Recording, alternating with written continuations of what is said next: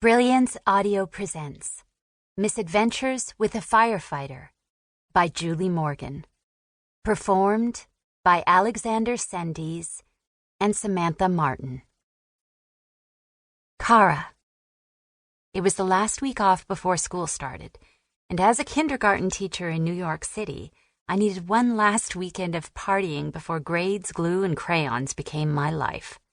I had sent a few texts out to friends, and the plan was to hit a new club that had recently opened.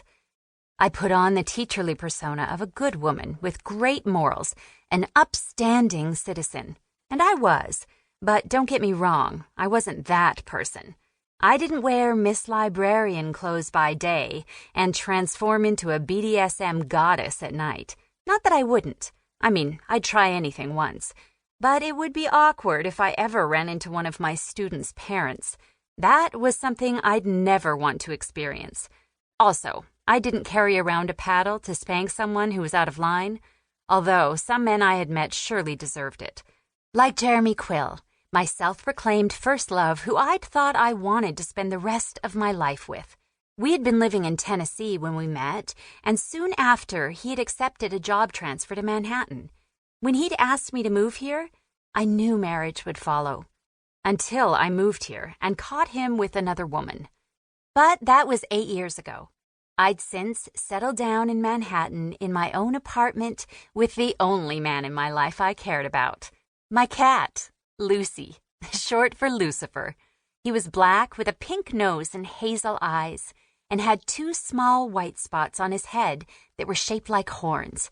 He was sweet and affectionate toward me, but hated everyone else. I kind of liked it that way. I couldn't see myself settling down again, not after what happened with Jeremy. My heart was locked, and I had thrown away the key.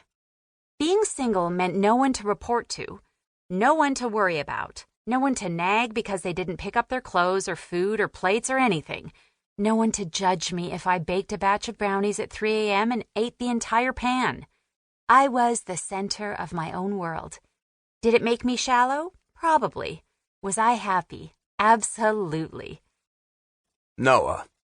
I should have considered myself lucky. There had been fires, but we hadn't been called out on a major fire in a while.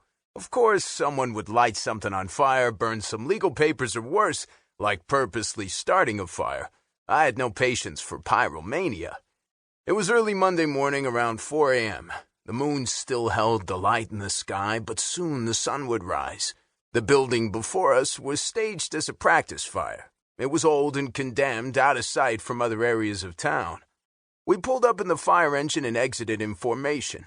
Another firefighter and I grabbed a hose, pointed it toward the flames, and turned it on. Water rushed out in force toward the burning structure. 2 others ran in through the front with their turnout gear, face masks, and axes at the ready. As they stormed inside, I could hear them yelling to each other. It was a simulation, but everything was taken as seriously as if it had been a real fire on a real day with real people inside. In our case, they were only dummies. In time, we began to extinguish the fire. Our chief walked with his clipboard, taking notes. We moved to the right and focused the water on another part of the building. The first fighter came running out with a dummy in his arms. He made his way over to the paramedic truck that always rode out with us. The second fighter came through the door carrying a test dummy over his shoulder. It looked like a model of a child. It gripped my heart every time a child was part of a rescue mission. It made me think of my own son, Marshall. He had just turned 5 and was starting kindergarten tomorrow. Thinking of his school, I called out to my chief, "Sir, the time?" "You got somewhere to be?" he replied. "Actually, yes, I do. My son's first day of school is today.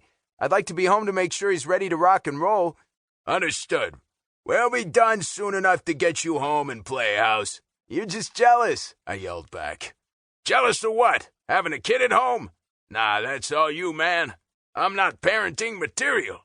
"All right, ladies, let's wrap it up," the chief called.